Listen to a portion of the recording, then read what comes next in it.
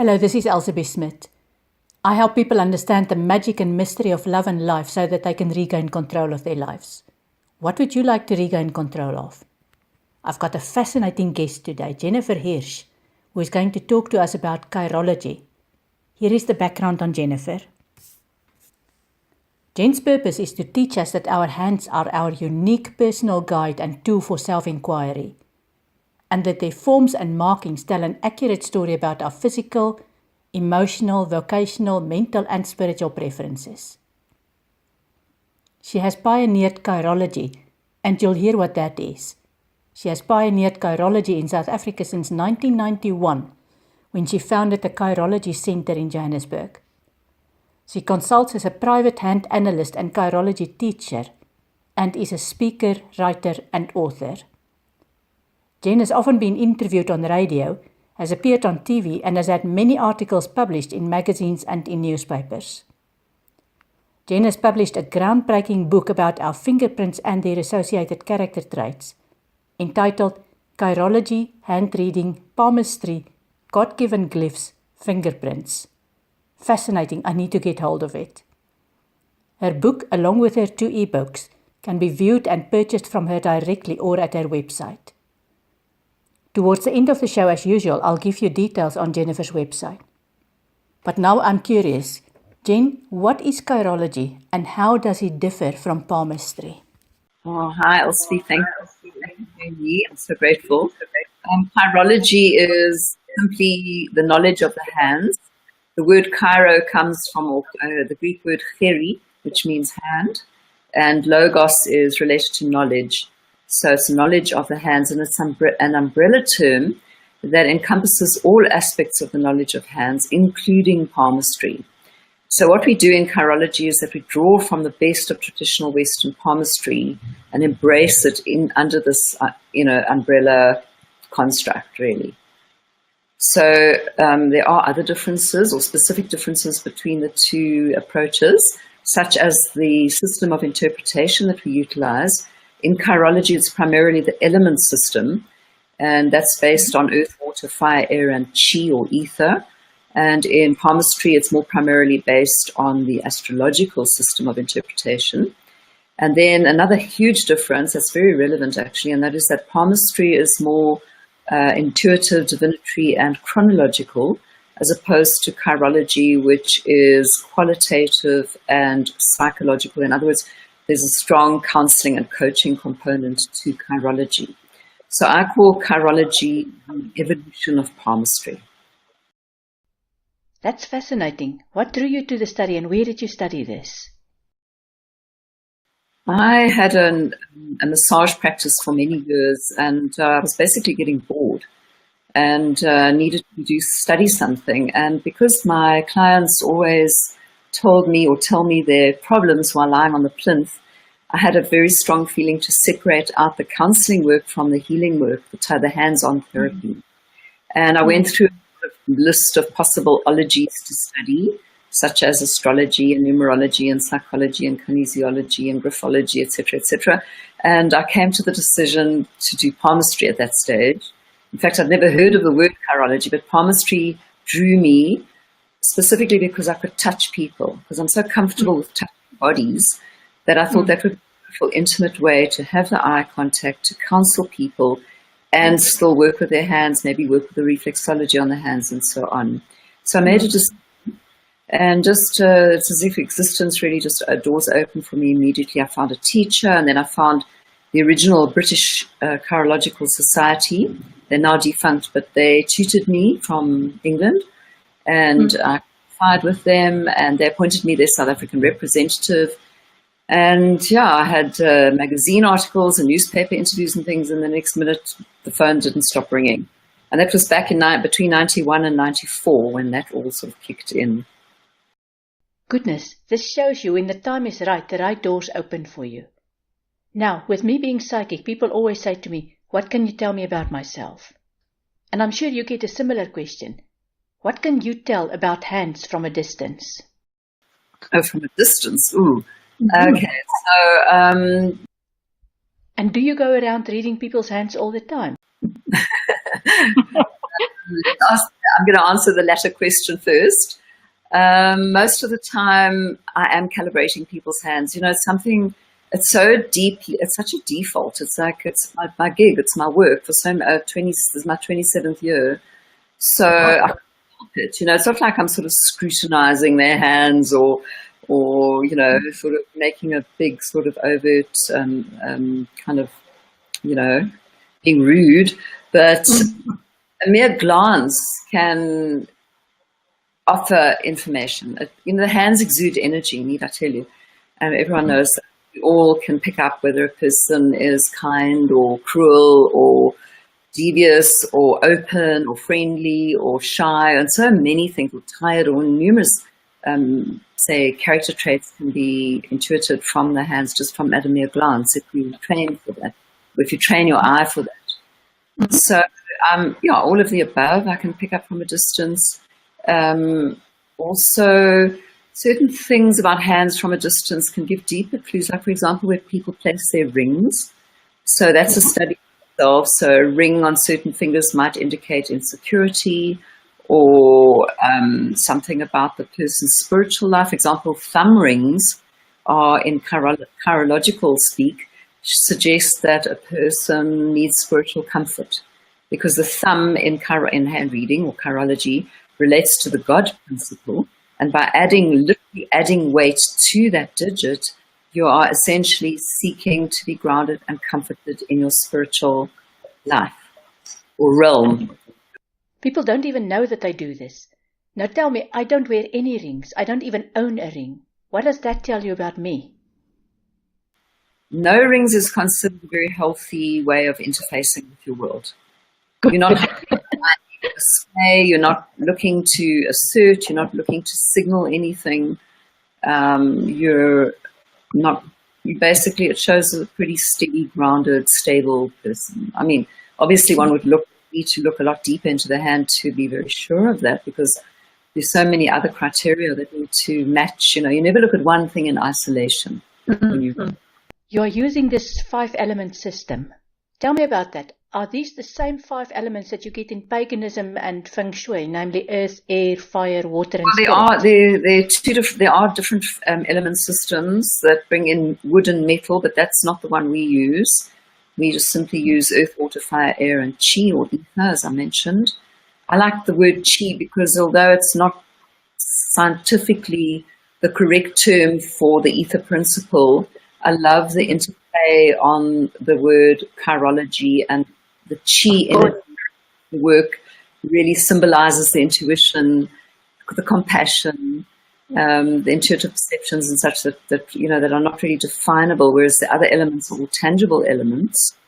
And element relates, each of the 5 realms or the 5 elements relate to an area of our life. So the earth is the physical, the water is the emotional, the fire is the vocational, the air is the intellectual or mental, and the chi, again, is the spiritual.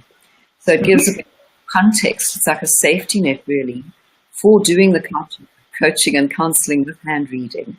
That's very principled and scientific, essentially, because elements have their own very definitive scientific principles associated. How do you relate those elements to the hands? What do you look at when you read hands?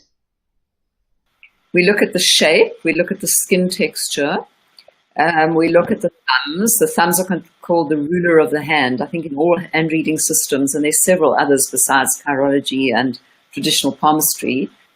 Each hand will, of course, have their own unique blend, shall I say, of our eclectic way of reading hands. But we look also at very significantly at the fingerprints. That's my so-called speciality. Yeah. We look, of course, at the lines and very much at the individual fingers, their lengths, the widths, the relative, the spaces between, how they bend, how they lean.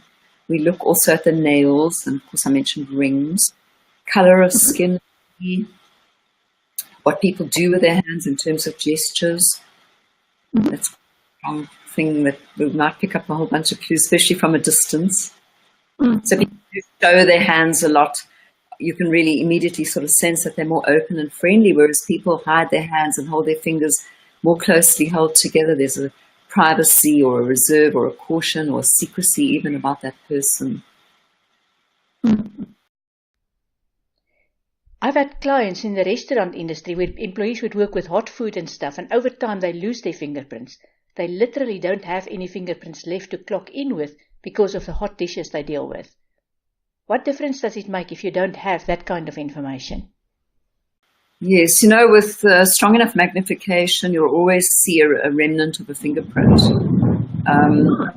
That's thunder going outside here in Johannesburg. We're having a high-felt storm, in case you can hear that rumbling. Okay, so even people, for example, criminals it's been documented that have actually sort of shaved off their fingerprints and had skin grafts of other fingerprints. Yeah. Interestingly, the original fingerprint will always reappear. Yeah. So the sort of DNA, I don't know what exactly scientifically, but somehow it will show through. It will eventually come through. So with strong electronic magnification, you would be able to see that fingerprint. And of course, if a person comes along and their fingerprints are completely impossible to see, which incidentally I've almost never had. Even people who home affairs and no one can pick up their fingerprints, I managed to pick up fingerprints. I mean, if you need to take a print extremely lightly, without too much ink, like the tiniest bit of ink, and that way you can often get the sense of the fingerprint, even if it's terribly faint. And even say somebody doesn't have any fingerprints, there's so many other criteria that we can look at on a set of hands that will give us enough information to do the reading regardless. Okay, that's fascinating. It reminds me of reflexology, where your foot sole is a map of your body, and iridology, where your eye is a map of your body. It's fascinating that we were designed in such a way that your hands can give away so much information. If I show you my palm, can you tell me how long I will live? No, that's a myth. That really goes back to the the sort of Middle Ages, or even before, when people were born into their station in life and there was no kind of possible chance of, for example, medical care, and also there was the likelihood of living beyond 30 or 35 was extremely minimal. So, and there's that. And then also those hand readers that assume or claim to be able to predict length of life are really working on another level, which is much more to do with the psychic level. And, that's a responsibility, and it's very contraindicated. It's considered unethical in chirology. You don't do that. You don't predict in chirology. The point is to work qualitatively and holistically with a person so that you're really dealing with them in the now. What's happening now? And through the now, we work with optimal futures and so on. So you're not going to look at my palm and tell me how long I will live, or whether I will have a long and happy marriage, or what my career should be. If you don't have that kind of information, which is the popular myth, as you say, how closely related is the stuff you get from chirology to counseling? How do you use that for counseling? It is absolutely counseling by another name. I actually like to think of it as counseling with hand reading, counseling and coaching with hand reading. Because that's really what people come for. They want to tell, they need to tell their story and be heard and received. And we are, as therapists, we hold presence for that person. We really open ourselves to not judging them in any way, and really just listening. And then through that, perhaps, and with the guidance that emerges from the hand, we coach and we counsel. And incidentally, careers are a biggie. I mean, to tap into the topic of today's talk, which is more or less on purpose in life, that's probably 60% of people come with this quest to, like, what is my purpose? What am I here for? And they link that in their minds, they link that very strongly to career. But of course, life purpose is a much bigger story than just career. Indeed, yes. I've had an entire show about life purpose, and it's all about resolving conflict. Conflict within us, conflict between us and our loved ones, conflict between us and the world. Your career is like a sideshow where your life purpose is much, much more broader than that. Which hand do you read? Is there a difference between the hands? We read both hands, actually. So if you're right-handed, that would be termed your active hand, and left hand would be your passive hand. And we like to use the analogy of the famous, in hand reading, it's quite a famous analogy, it's the iceberg. So what's above the iceberg would be representative, or rather the right hand would be representative of what's above and visible. And the left hand, that massive body of ice under the surface, represents all the unconscious, hidden, perhaps formative influences, stuff that's in potential for you, what you've come in with in the lineage and such. So we definitely are going to look at both hands, because lots of us have got very different hands, and what you go to the world and what you hide from the world might be might be very distinctive. And then there's some people who've got very similar hands, and then it's more like what you see is what you get. What do you mean? So if your hands are really match each other nicely, and your lines and everything and your glyphs are pretty similar, then there's not a lot of hidden borders, or there's not a lot of stuff that you struggle with as much, perhaps, as when you've got, say, a passive hand that's got, like, that might be a mess of like broken lines and such like, and then your active hand might look a whole bunch better, which is a good thing because it shows a progressional trend, but it does show that there's a lot of suffering that sits underneath the surface in the person. Interesting. So when you do a consultation, you would look at the dominant hand, which would be the right hand for a right-handed person, and that will tell you what is above the surface, what is visible to the world. And then you would look at the left hand to see what is hidden, and that, I would imagine, would be the bigger part of your counseling that you do.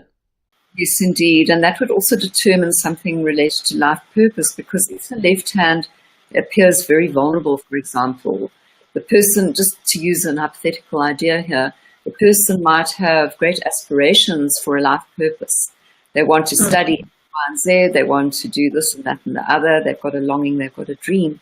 But the left hand might present with physical challenges, emotional challenges, financial challenges, circumstantial challenges that might inhibit the expression of their life purpose as they long for it to be. And then the education and the support and the coaching needs to be along the lines of, well, perhaps life purpose is simply essence of being, and by virtue of your existence you are worthy, and things like, how to really work within yourself to cultivate, to uplift and enlighten and relieve yourself before you can move forward to activate a life purpose to assist others, if that's part of, which is usually part of the vision. Most of us want to inspire others' lives. So there's an example of how the two have that, could be very helpful for the person to come to peace with themselves, why they don't have the stamina or the focus or the energy or the resources to do what they dream of doing, and then to accept that within themselves. Say somebody gets ill, and then their plans are halted, and that can be, as we know, hugely painful. So there's a way that Chirology can really assist people. Have you had examples of clients where you saw something in their hands, you intuitively knew you were right, and the client said, no, you're wrong, that's just not me? Oh yes, it happens from time to time, and those are the challenging clients. The people who come and said, I had a perfectly happy childhood, and I'm picking up all sorts of absence and abuse and trauma and oppression and ominousness and all sorts of things. And, then often the feedback might come later, and then one day I get a call, I think you were actually right. And then they come back and say, you were not quite wrong at the time. Can I see you again? Yes. And then the inverse of that can happen, which is a person comes along and says, I'm so fabulous, or rather, I've got no problems at all in my life. Okay, that's pretty much the same thing. And then, of course, the truth reveals. But that's usually the case with a person who's got a lot of hidden agendas. They're not going to expose it easily. Indeed, and that's where the counseling becomes more challenging, I would guess. Yeah, indeed, because you've got some people that are sitting on some big shadowy monsters, really dark kind of heavy-duty stuff. That's not easy. Can we just get back to the difference between palmistry that people are more familiar with as opposed to chirology? With palmistry, I've seen books on palmistry where if the line goes this way in your left hand, that's the meaning and it's cast in stone. With chirology, it feels to me there's a different layer. It's not just a picture on your hand. It's also what the picture tells you. Yes, yes. So, well, I mean, okay, let's put it this way. The emphasis in chirology is more on fingerprints, shape of hands, texture of skin, and thumb.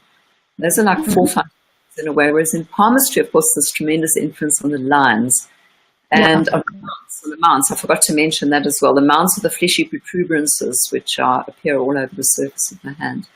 So the palmist would be working along the lines of whether the person is ambitious or emotional, or how sort of their libido, the strength of their libido, and based very much on the mounts and the lines. I'm not sure if I'm exactly answering your question, but there's a bit of a... Of course, I also look at that stuff. So that's not, it's not separate from chirology. Often in palmistry, it's a sort of when I say chronological past, the past and the future, there's a lot of investment in that, of like the palm reader being very psychic and being able to pick up that something happened when they were 10 or whatever, and then also that what's going to happen for them in the future. So I think we've pretty much covered that already. We try and avoid that. Although I must say that, having been reading hands now for so many years, I can't help but having these intuitive perceptions. And sometimes I do have, oh my gosh, you've got a 15-year-old daughter and there's a situation with her. And it's like, I don't know where that information comes from. I mean, you know more than me on that. That's your work. Yes. You mentioned that you were registered with a British body that is now defunct. Is there an accreditation body where people can get training on this? Yes, that's an interesting question, actually. In the realm of hand reading globally, we are required to assume our own authority fundamentally. That being said, though, there are some really great, brilliant hand readers who teach. There's a man in California, his name's Richard Unger. He evolved a very unique and brilliant system of fingerprint analysis, working interestingly, specifically with life purpose, life lesson, and life school. So he's very popular and very respected, and that's something that people can go and become accredited through training with him. And they take that quite seriously and so on. I myself simply got the diploma, and then through trial and error eventually had to step up to saying, I am good enough for this work, because I never really had a one-on-one tutor. It was all done by home study. There's also, they're teachers in England, they're teachers in Israel, all teaching different systems. They're teachers pretty much all over the jolly place. There's a good man in Canada and such. So it's not a collective a kind of agreement frame between all the global teachers. In fact, some of them are quite at odds with each other, I might say. Oh, goodness, okay. Differing of opinion, as often is the case. The book you wrote on this topic is based on the training you had, trial and error, and good, solid experience, and the base of knowledge that you built up over many years. Yes, as well as what was totally channeled through me. I really believe that book. I always say the book wrote me. I'm sure many authors say that. I didn't write the book, the book wrote me. So I gathered a lot of data over the years. I was sort of I call it downloading, like we all do. Every time a bit of info comes, you write it down, and you start to sort of gather collective sort of thing of what means what.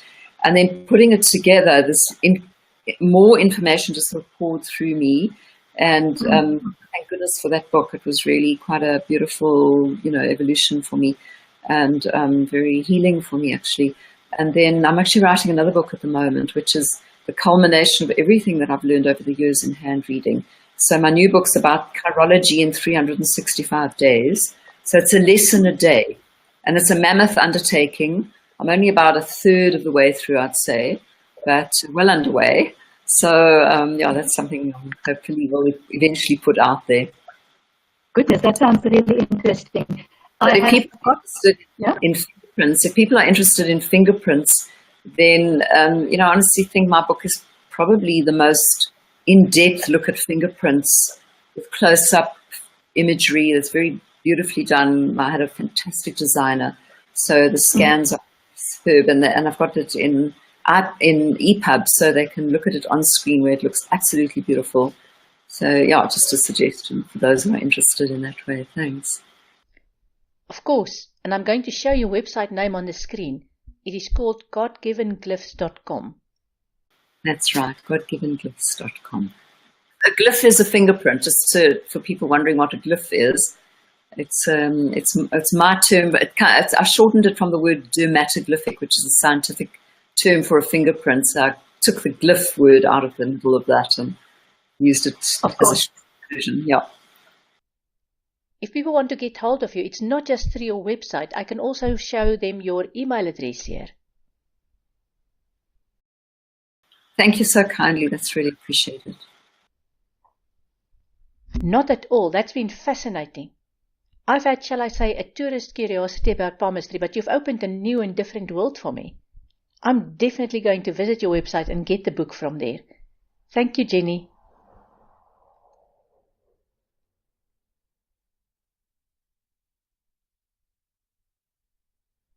Thank you, Jenny. That's been really interesting. We have another show coming up next week. It will be 2 hours later, and the title of the show is Down with Change: How to Deal with Fear in a World Gone Mad. The world is changing so quickly nowadays. We wake up in the morning and there's another avalanche of real news, fake news, false news, terrible news, bad news. How do we all cope with these changes? It's not just changes on a political level which we're all familiar with. It's also changing inside of us. How do we cope with this? So next week, Down with Change: How to Deal with Fear in a World Gone Mad. I'll see you next week then. Thank you and goodbye.